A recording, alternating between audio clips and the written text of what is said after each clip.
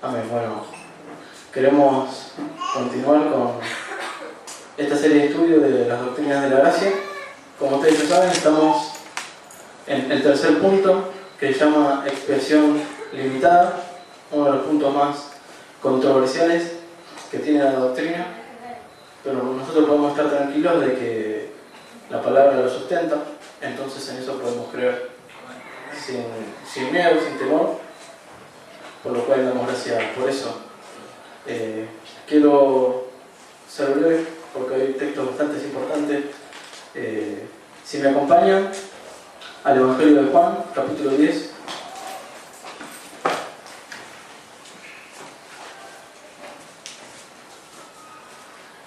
El Evangelio de Juan, capítulo 10, verso 11, nos dice esto.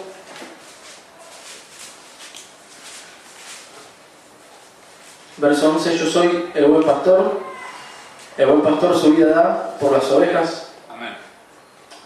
Continúa: mas el asalariado, que no es el pastor, de quien no son propias las ovejas, ve venir al lobo y deja las ovejas y huye, y el lobo arrebata las ovejas y las dispersa.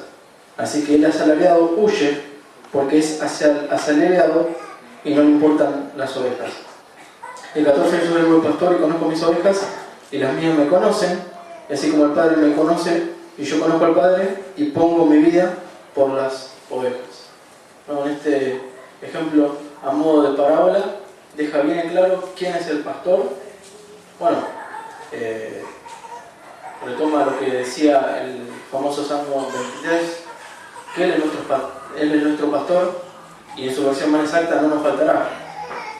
Y Él su vida da, ¿por quién? ¿Por el asalariado? Por las ovejas. Continuamente dice por las ovejas, porque son mías, me conocen, yo las conozco. Continuamente dice eso, habla acerca de eso. Y en el final del compartir vamos a ver por qué es importante entender esto. Juan 15:13.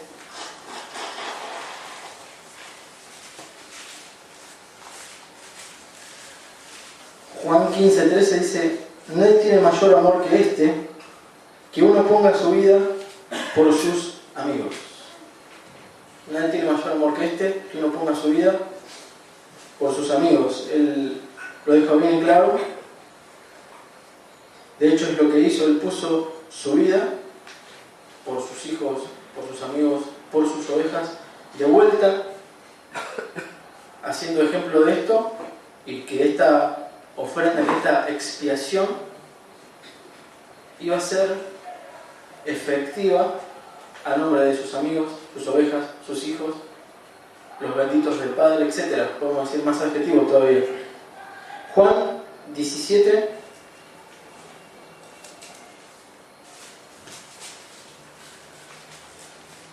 el verso 9 dice: bueno, esta es la oración de Jesús por sus discípulos. Vamos a ver si podemos tomar algunos versículos. Es del 17, del verso 9 al 20. Vamos desde el 9, dice: yo ruego por ellos, no ruego por el mundo, sino por lo que me diste, porque tuyos son. De vuelta, de hecho se puede resumir todo en este versículo tranquilamente. En la oración, en una de las últimas oraciones, la famosa oración sacerdotal o muchos nombres que tiene esta oración, él dice: ruego por ellos y no por el mundo, ¿no? Uno podría decir: wow, qué cruel, no oró por el mundo, sino oró solamente por ellos. Lo que hay que entender es que al orar por ellos, también esa oración se hizo efectiva para nosotros, todos los que iban a creer por el resto de la historia hasta que el final llegue. Esa oración fue para todos nosotros también. Amén. No para el que no la anhela, en síntesis. No para el que no, a su entender, la necesita. No. Es para todos aquellos que reconocen su vileza, sus debilidades, su necesidad de alguien que lo perdone, de alguien que expíe su culpa. Es para ellos. No para los demás, es para ellos. Por eso no oraba para aquellos que dicen: yo tengo todo, no me hace falta nada. yo hice todo bien, no tengo nada de qué arrepentirme, no tengo nada de culpa. No, no era para ellos la oración. Por eso no ruego por el mundo, sino por los que me diste. Continuamos, verso 10 dice: todo lo mío es tuyo, y lo tuyo es mío, y he sido glorificado en ellos. Ya no estoy en el mundo, mas estos están en el mundo, y yo voy a ti.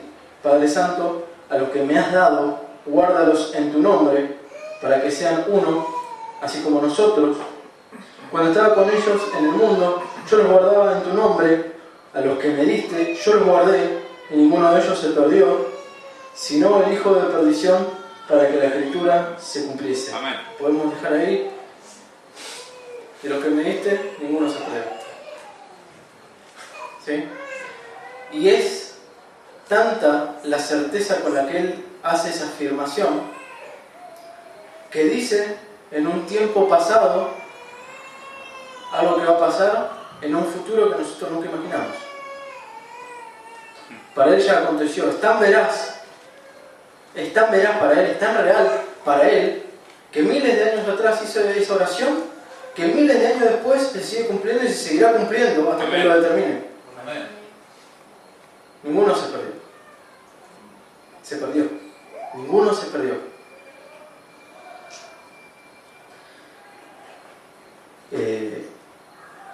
Hechos, el siguiente libro, Hechos,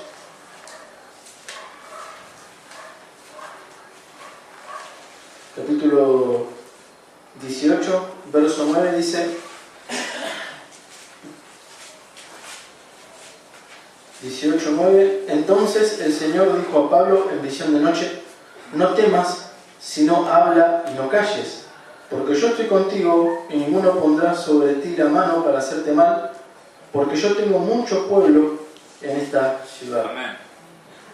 Esto es paralelo a la doctrina anterior que vimos de la elección, ¿no? Él había elegido, y por ende a quien había elegido, por ellos había pagado el precio. Amén. Y en una respuesta de Dios a Pablo, a una oración que le decía: no temas, porque tengo mucho pueblo. Él no sabía quién era, pero aún así le dijo: no temas, porque yo tengo mucho pueblo. Estaba confirmando que todavía ahí, donde estaba, había pueblo. Y eso también es parte de la soberanía de Dios y todo ese conjunto de cosas maravillosas. Hechos 20.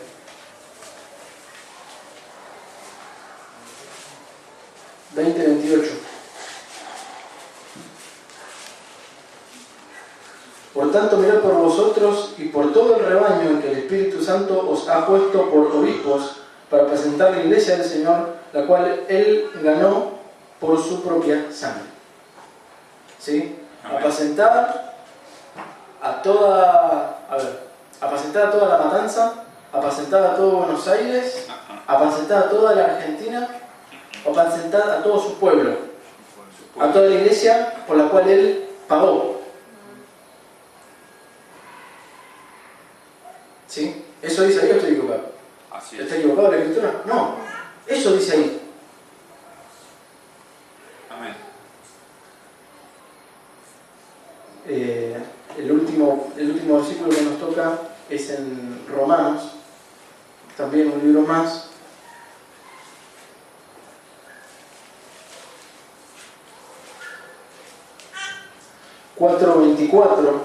Romanos 4:24. Sino también con respecto a nosotros, a quienes ha de ser contada, esto es, a los que creemos en el que levantó de los muertos a Jesús, Señor nuestro, el cual fue entregado por nuestras transgresiones y resucitado para nuestra justificación. Está más que claro, aclara para nuestra. Todo aquel que lee, todo aquel que cree, y de hecho este es el único texto por el cual voy a salir de este último, igual ya compartimos lo que correspondía. Síganme al texto clásico que muchas congregaciones esbozan, y es el tan citado Juan 3:16. Amén. para finalizar.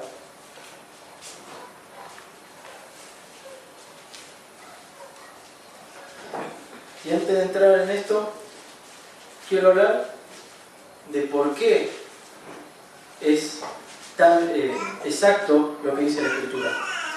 ¿Por qué tiene tanta lucha doctrinas como esta? Porque se lo ve a Dios no como un tirano diciendo, no, ¿cómo puede ser? Aquel que anhela ser salvo, pero si Él no lo escogió, eso lo vimos en la doctrina anterior, ¿verdad? No hay nadie quien anhele ser salvo, no hay nadie quien mire su pecado, no hay nadie que descubra lo vil que es, no hay nadie que descubra la sed y la hambre de justicia, no hay nadie que viva eso que el Señor no haya llamado. Dios no es un tirano que le muestra la comida al hambriento y le cierra una puerta de vidrio para que el hambriento mire la comida pero nunca pueda acercarse a ella. No es así. Aquel a quien Dios le abre los ojos, le muestra el banquete, le muestra dónde está el perdón, es el mismo a quien el mismo Dios toma de la mano, lo hace cruzar la puerta y lo hace sentar a la mesa, por más vil que sea. Amén. Porque Dios lo determinó así. Ninguno se perdió, acabamos de leer. A quien Él quiere, Él lo atrae y Él lo perdona. Ahora, el término expiación es bueno aclararlo. El término expiación es que algo lleve la culpa de otra cosa. ¿Sí? Es que, fíjense que lo que es sombra de lo que iba a pasar con Jesús, lo que era la ley, ¿no? Los sacerdotes ponían su mano sobre un cordero que tenía que ser sin mancha, tenía que ser perfecto, ponían su mano y de una manera simbólica y no tan efectiva se traspasaba toda la culpa, se imputaba la culpa a ese cordero. O sea, ahora el culpable no era la persona pecadora, sino que a través de esa imposición esa culpa pasaba de una manera simbólica, y voy a aclarar por qué digo simbólico. Se pasaba la culpa a ese cordero y ese cordero o se expulsaba de la aldea o se mataba. ¿Sí? Eso es expiar. Que algo lleve tu culpa, mi culpa. Y que esa inocencia que tenía ese por cual iba a ser expiado, se te impute a vos. Es su justificación. Y que tu culpa se le pegue, se le quede adherido en su ser al ser que iba a ser ejecutado o al que iba a pagar la culpa. Eso es expiación. Y esa expiación limitada, no porque tenga una limitación Dios. Dios no tiene limitación. Yo estoy muy seguro que si Él quería, podía, a través de su sacrificio, librar a todas las galaxias habidas y por haber y a las que se le puede haber ocurrido crear después. Para mí es tan poderoso ese sacrificio que era capaz de eso. Esto es muy seguro. Y lejos de llegar a una herejía, pero digo que es tan poderoso el sacrificio del Señor que tranquilamente podía restaurar a todos los ángeles que se habían revelado. Pero no quiso. No quiso. Sino, ¿a quién miró para hacer una muestra de su misericordia? A los hombres. Y eso no nos debe de ocupar un lugar diciendo, oh, yo fui expiado por Jesús, mirá, pobre aquellos miserables que no entienden la expresión. No. Solo me lleva cada vez más a ser y a vivir como aquel publicano. Mirando al suelo, glorificando a Dios y dando gracias porque fue propicio. Y Juan 3:16, todos lo conocemos, creo que todos lo conocemos, porque de tal manera amó Dios al mundo que ha dado a su Hijo unigénito para todo aquel que en Él cree, no se pierda, mas tenga vida eterna. ¿Es para todos? No. ¿O es para todo aquel que cree? ¿Quién es el que cree? ¿Verdad que sí? El problema con esta doctrina es que a la hora de acusarla, ponen a Dios como que Dios es un tirano que cierra las puertas.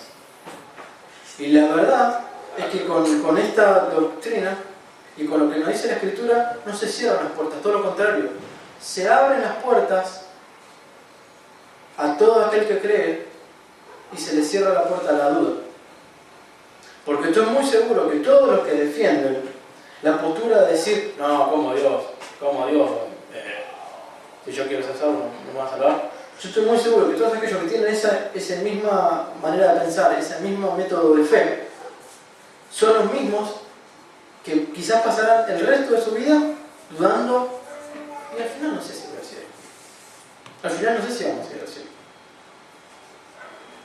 Se van a dar cuenta, si evalúan muchas veces esa forma expresa de fe, que concretamente es más dudosa que las mismas dudas.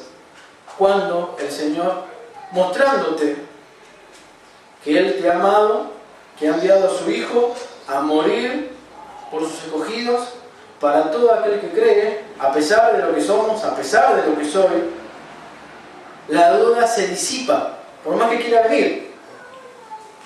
Porque dice, el precio fue pagado por vos. Imagínense ahora que estamos con la política en auge, ¿no? Imagínense al presidente invirtiendo bienes y usando los bienes no renovables que tenemos en Argentina en proyectos que no den resultado. ¿Qué diríamos? ¿Qué diríamos si viéramos a nuestro presidente usando el Tesoro Nacional, usando los poderes del Banco de la Nación y lo demás, invirtiéndola en proyectos que a la legua se ve que no van a fructificar? ¿Qué diríamos de ese presidente? Está desperdiciando plata. Que es un inepto. ¿Sí o no? Seguro. Y hemos pasado por presidencias similares. Y dijimos eso y peor. Ahora, Dios no es ningún inepto. Amén. ¿Estamos de acuerdo? Amén. Él no va a invertir algo en algo que no va a fructificar. Los que defienden la expiación ilimitada dicen que una persona millonaria va tirando billetes por todos lados, llenos de pobres, y muchos pobres que se creen ricos no van a agarrar los billetes por más que lo necesitan.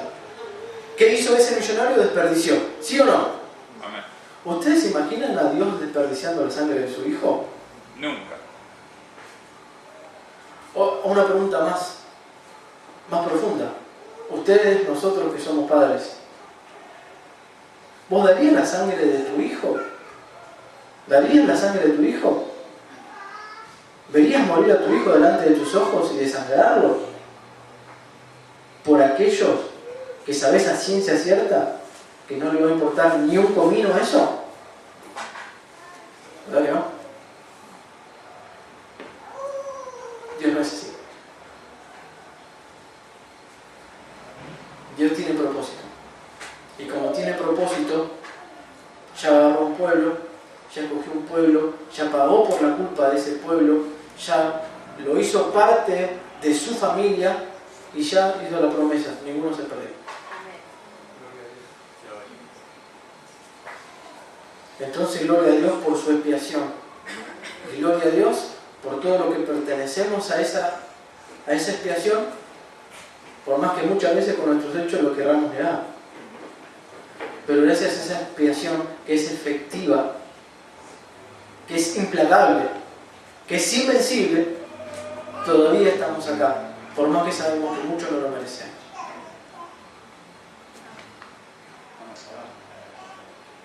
Entonces, gloria sea dadas a Él, y también oremos por todos aquellos que todavía han de ver la gracia que hay en esto maravilloso que nos dice la palabra. Oremos. Señor, te damos gracias. Gracias por tu Hijo amado, Señor, porque Él nos ha perdonado, Él ha pagado la culpa que nos correspondía a nosotros y a toda tu iglesia, Señor. Gracias porque Ninguno se perdió, Señor, y eso lo queremos. Y nos aferramos a eso que tú has dicho, Señor. Gracias porque tú oraste por nosotros, tú nos guardas, tú estás con nosotros desde ahora y hasta el fin y por la eternidad, Señor. Y gracias, Señor, porque sigues trabajando.